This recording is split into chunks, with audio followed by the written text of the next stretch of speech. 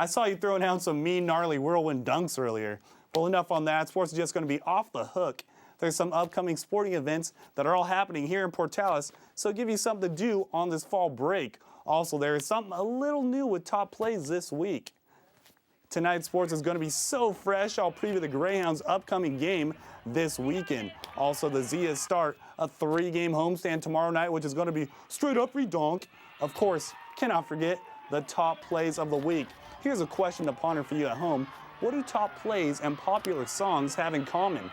Stay tuned for the answer in sports. Let's toss it back to the man with the plan, Brian. Now, the latest in local sports from News 3, New Mexico. Welcome to Ryan's Radically Redonkulous Sportscast. I'm your host, Ryan. Hey, what up? I'm going to kick things off with a preview of this Saturday's Greyhound football game. The Hounds are coming off a tough division loss and are 2-3 on the year with a 1-1 record in their division. This Saturday, they're hosting the Central Oklahoma Broncos. Hey, but this weekend should be a different story. Everyone knows about the Hounds' passing attack as Westwood rolls out and connects with Chase Kaiser for 6.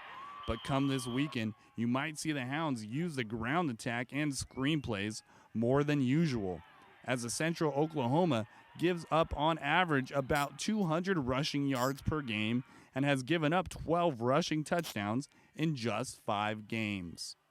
You know, you've got to be able to run the ball in any offense you run, even our spread offense. If we can run the ball for over 100 yards, we're going to be in pretty good shape. But if we're under 100 yards, and the statistics will prove this, it's always been a tough game for us.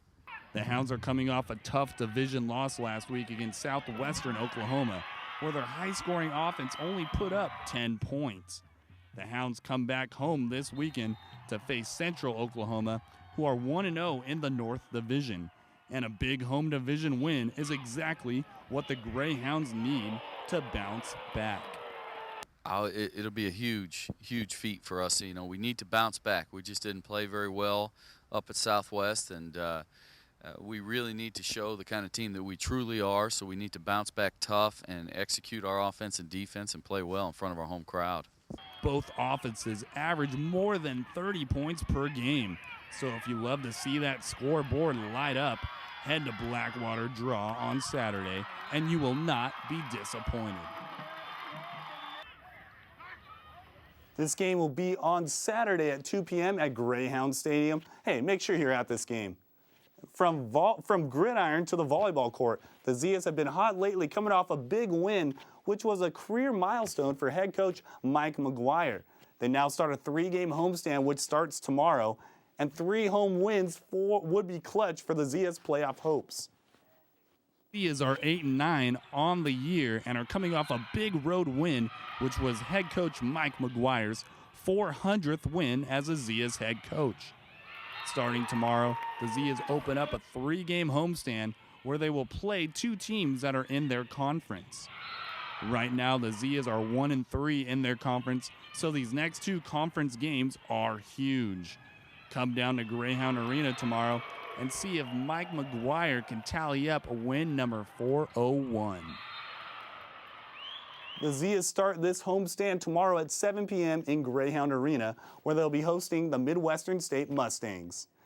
Hey, and TPD is finally here. Oh yeah, South 5-5. Yes. Back to that question I left everyone pondering about in First Sports. What do top plays and popular songs have in common? Well, these particular top plays remind me of certain popular songs. And if you don't know what I'm talking about, sit back, relax, and enjoy. Number 5 is from the Ryder Cup. Even though Team USA lost, it looks like Tiger got his swag back.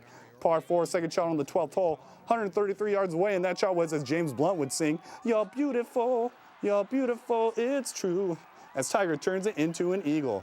Hey, did it go in? I don't know, did it? Oh, yeah, it did, Tiger. Number 4 is from the Hounds soccer game.